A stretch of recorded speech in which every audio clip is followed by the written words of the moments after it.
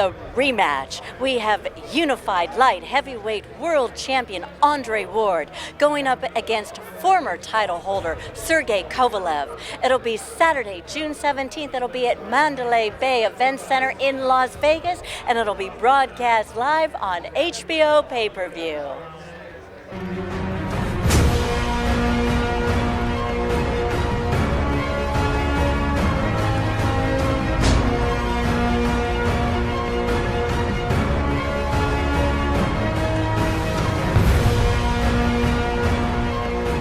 We're here in New York City. This is the press conference announcing the rematch of Andre Ward going up against Sergey Kovalev. Now, it was a very, very close fight the first time, which Andre Ward was the unanimous, am I correct? Decision winner. But now, yes, surprisingly. Now, what were your thoughts on that first fight? My thought was that Kovalev did win close, because Andre Ward began to apply the pressure towards the end, because Kovalev has a tendency to tire and get a little sloppy.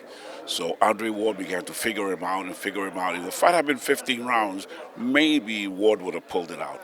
But Kovalev had already won at least 6 or 7 rounds at the beginning, because he's strong at the beginning. And he tends to get tired towards the end, and that's when Andre Ward figured him out. But to me, Kovalev did win the fight, and if you look at Andre Ward, Kovalev did win the fight, in my opinion. See, but they gave it to Andre Ward. And if you look at Andre Ward, many people felt that way, that he was maybe stronger, faster. Mm-hmm. And if you look at Andre Ward's face, it was pretty battered up, as opposed to only a nosebleed from Kovalev. And Andre Ward was like leaning on the ropes, and when they announced that he was a winner, he was like a deer in headlights. He looked up and said, "Oh my God, I got a present." But I still feel that Kovalev was robbed. I don't know if it was a business deal to create a rematch for more global money and pay-per-view money, but still in all, justice should prevail. If a man wins, a man wins. Forget the money, if they wanted a rematch, you could have had it anytime. An unanimous decision also. Unanimous decision. If they had said a split decision, well, I would not have quibbled so much. But to make it unanimous, no, that's not true. That's not right.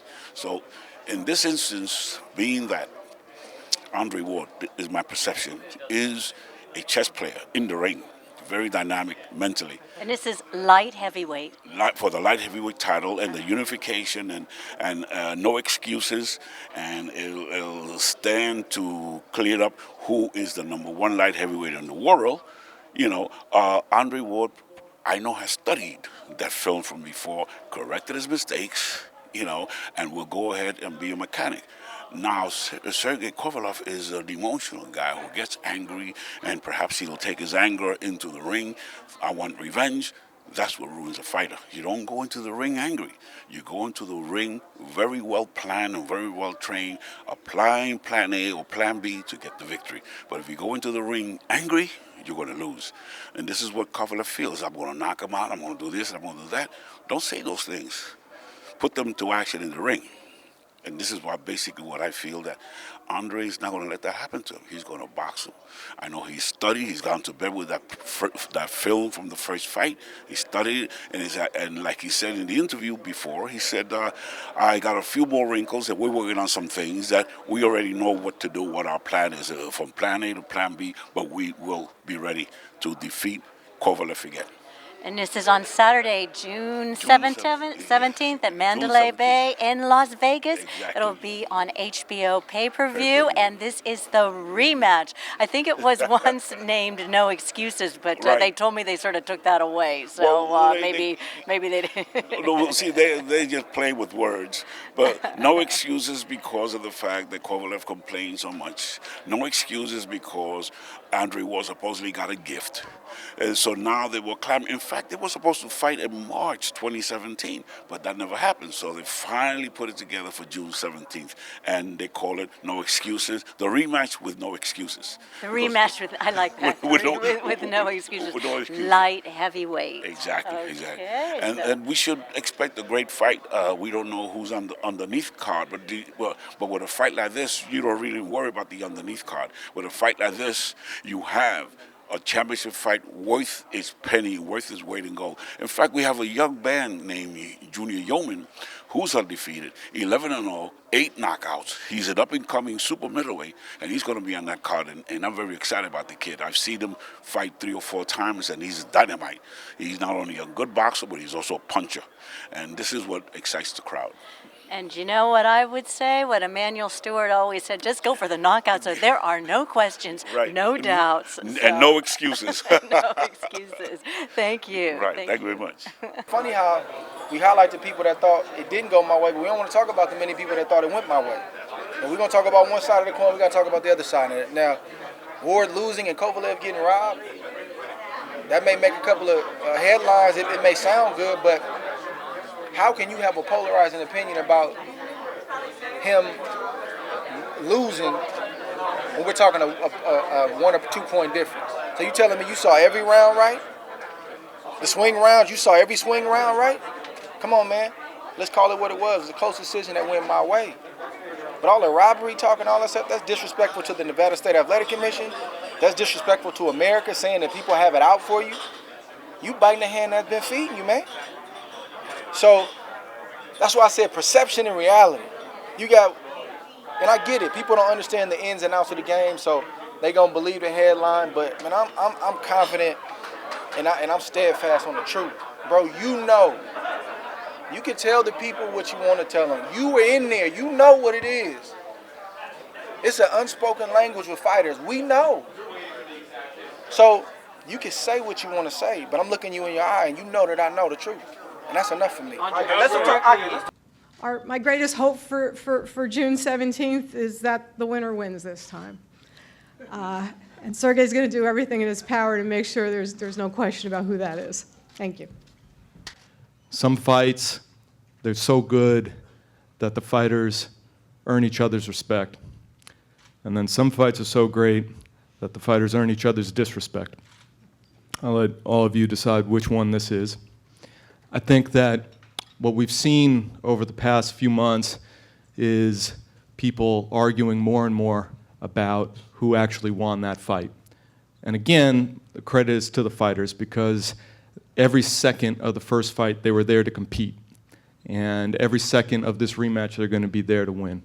There's too much at stake in terms of legacy, in terms of pound-for-pound stature, in terms of this moment, and in terms of the future.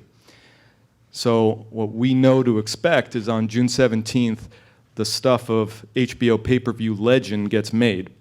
You know, Sergey Kovalev has had a lot of hard things happen in his life, and November was another one of those things.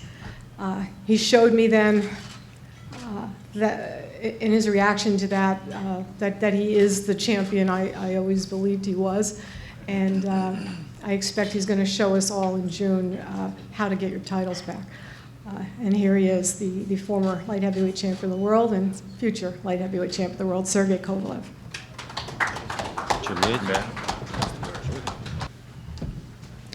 Hello, everybody. I will try to speak Russian, okay, and Daniel will be translate because I can say more what I think and what I want to say on my native language. Здравствуйте всем.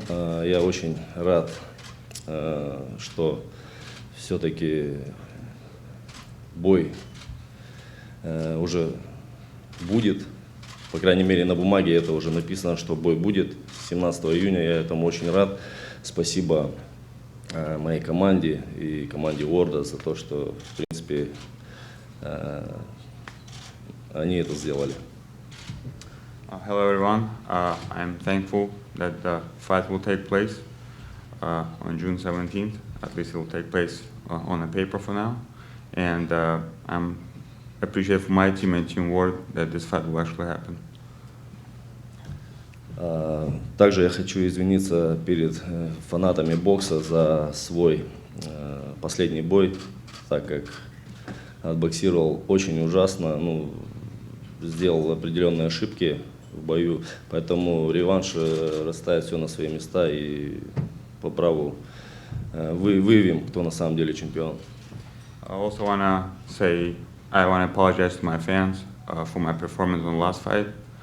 I haven't done what I should have done, but I think the rematch will square everything away, and we will see who's the better fighter. Ну и в принципе много говорить тут не стоит. Все увидим 17 июня. Вот, все увидят. Вот. Но главное, хочу, наверное, отметить тот момент, чтобы Андрей Уорд не за неделю там не соскочил с боя, не там ввиду травмы или еще чего-то. Я надеюсь, у него на самом деле хоть есть настоящие яйца, что он настоящий мужик, и он выйдет в бой 17 июня. I'm not gonna do much talking. June 17 will talk for itself. The only thing I just hope that a week or 2 weeks before the fight, Andre Ward does not get injured, and he have enough balls to come up and fight me on that date on June 17th. Thank you very much.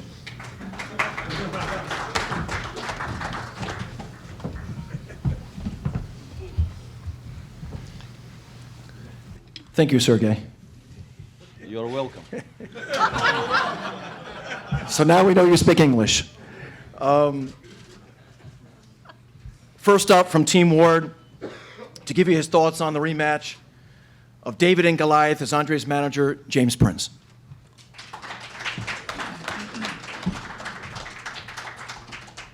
I'd like to thank God for this opportunity, HBO, Peter Nelson.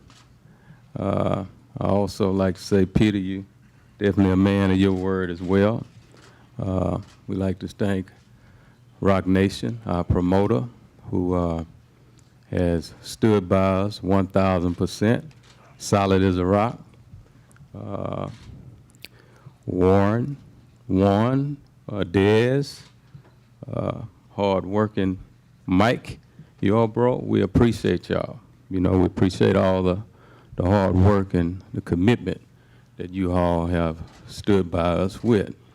We're looking forward to this fight coming up, David versus Goliath Part 2. As I said the last time, and I reiterate the same thing because it hadn't much changed, other than we've cracked your code now, Sergio, your code has been cracked. We know who you are now, so understand that. And come June the 17th, you will see one of the greatest fights ever. And as I stated earlier in the interview with HBO, don't be surprised if Kovalev get knocked out this fight. It's that type of atmosphere going on right now, so don't you be surprised. So we look forward to that moment, and I noticed that you've been real vocal lately about a lot of things, but you need to know when you're dealing with me and a guard, we don't have no fear of nothing you bring to the table. So understand that. And once again, the United States, we shall be victorious against Russia, as always, and we look forward to it. Thank you. And now the moment you've all been waiting for, the best pound-for-pound fighter in the world, the face of boxing, a proud Oakland native, family man, an athlete Roc Nation Sports is honored to represent. He's 31-0, hasn't lost a fight since he was 13 years old, and a man who doesn't know the meaning of the word excuse. On June 17th, he will continue to secure his legacy as an all-time great. Ladies and gentlemen, the champ, Andre Ward.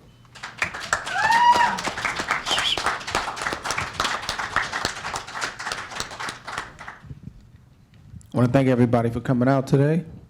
The media, obviously HBO, Peter Nelson and his whole team. These guys work tireless to get these kind of things done, and I appreciate them.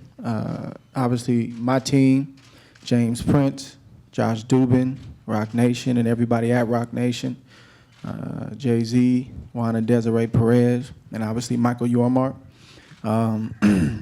It's imperative to have a good team. You know, we talk a lot about fighting, and we talk a lot about matchups, but we don't talk a lot about business. And when you talk about business in this sport, you know, it's frowned upon. But then when we see fighters 10, 15, 20 years down the road, shuffling in a room, nothing to show tangibly for what they fought for, that's okay. By the grace of God and by way of my team, that's not going to happen to me. And unfortunately, you know, there's perception and there's reality. When you're young, you get caught up in the perception. You care about every little thing that's written, everybody's opinion. But as you grow and learn this business, and this is what I tell the young guys that I mentor, it's not about perception. The perception is that it's some type of mentality that I'm showing or have shown after this fight that I hadn't shown up until this point. Where does that make sense? Nobody in this room can point to a fighter that I've run from. Nobody can point to a fight where I turned. Not one time. That's not in my track record. So I don't mind the perception of, I don't care about an Instagram, I don't care about that stuff, man. This is chess, it's not checkers. You can make all the moves you want to make, but it's about the checkmate. And that's when the game is over. So while they talking, my team is working, protecting my interest. Life after boxing, which again isn't talked about enough. Educating me on the ins and outs. See, a lot of people talk about the money and the guarantee, but they're not talking about the upside. They're not talking about the personal sponsorships for the fight and your obligations for those sponsorships. They're not talking about the television rights and the foreign rights. They're not talking about the merchandise. You just be tough and keep fighting. Just show up and fight. I'm not with that, man. I want the whole thing. I want to understand everything. The fighting is academic. I've been doing this 23 years. And what they got to understand, there's nothing scary about this man. You realize we just fought 12 rounds 4 months ago? And everybody wants to highlight the knockdown. That's probably one of the most beautiful moments of my career. And then did you guys see the other 10 rounds? Nobody's talking about that. But that's what makes us who we are. We don't have that soft cushion to fall on. It's hard concrete down there, so we don't want to fall. We got another drive, we got another gear that we got to tap into when we hit adversity and when we hit the canvas. And you guys saw that in the biggest moment of my career. I didn't get to where I'm at because there's something weak about me. I didn't get to this point by happenstance. Some may not like it, but you got to respect it. You don't have to, but we've earned the position that we have. So we don't mind being understated. We don't have to meet them tweet for tweet, Instagram for Instagram. Got a lot of respect for Kathy Dewar, but a lot of the tactics are old and played out. Put pressure on Ward. It's impossible. The fight was academic. The fight was going to be had. Let's get the business handled. And when my team green-lighted me and said, hey, go ahead and announce it, that's what I do. I don't worry about perception. The reality is he's got to see me June 17th. That's the reality of the situation. I love the talk, builds the fight. It's all good. I love some people feeling like, oh, you know, you lost. It's all good. It builds the fight. But we locked heads for 12 rounds. He knows. That's the reality of the situation. He felt me. He knows. And that's enough for me. In June 17th, it's not going to be no different. We're going to get started a little bit earlier. And whether you're with me or whether you're against me, tune in. It's going to be a great show. Appreciate everybody's time out here today. Don't miss this fight. June 17th. He got what he asked for. Talk about the knockdown. What you alluded to on the podium that the knockdown actually helped you? How did it help you? Can you explain? And can you also talk about Kovalev's power? I mean, obviously, that's not where we want to be. So let me preface anything I say with that. Like, that's not where we want to be, and that's not where I feel like we should be. But in a weird way, and only a fighter will probably understand this, like, to be able to go through that in the biggest moment and then find a way, it took me to another level.